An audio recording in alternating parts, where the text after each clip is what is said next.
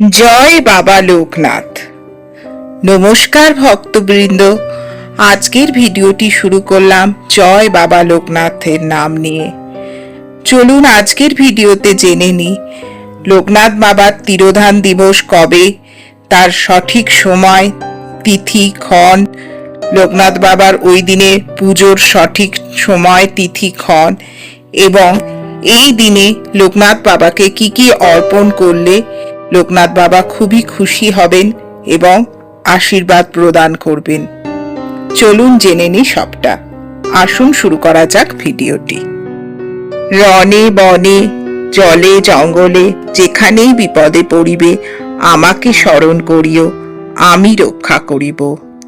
বিপদে পড়লে মন থেকে ডাকলে যিনি আমাদের সর্বস্ব দিয়ে রক্ষা করেন তিনি হলেন আমাদের প্রিয় বাবা লোকনাথ। আজ জেনে নিচ্ছি বাবা লোকনাথ দেবের তিরোধান দিবস কবে। 2026 সালে। 2026 সালে বাবা লোকনাথ দেবের তিরোধান দিবস পড়েছে আগামীকাল 3রা জুন, বাংলার 19শে জ্যৈষ্ঠ, বুধবার। আগামীকাল সারাদিনে কোনো সময় পুজো করে নেওয়া যেতে পারে লোকনাথ বাবার তিরোধান দিবসের, কিন্তু শ্রী শ্রী বেণী মাধব শীলের পঞ্জিকা অনুসারে একটি ক্ষণ রয়েছে বা যোগ রয়েছে যেটি খুবই শুভ। তো সেই ক্ষণটি হলো 19শে জ্যৈষ্ঠ সকাল 7:38 থেকে বেলা 11:13 মধ্যে। সুতরাং এই সময়ের মধ্যে বাবা লোকনাথের পুজোটি করে নিতে পারলে খুবই শুভ হয়।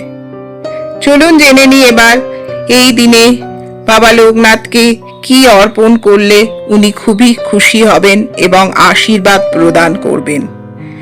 বাবা লোকনাথের মিষ্টি খুবই প্রিয়।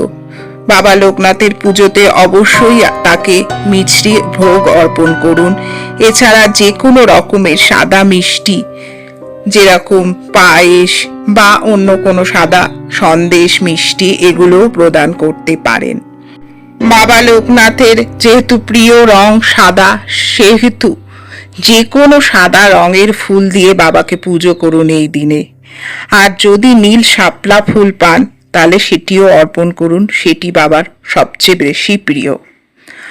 আর মৌসুমি ফল যেমন তালশাঁস, লিচু, জাম এগুলি বাবার ভোগে অর্পণ করুন।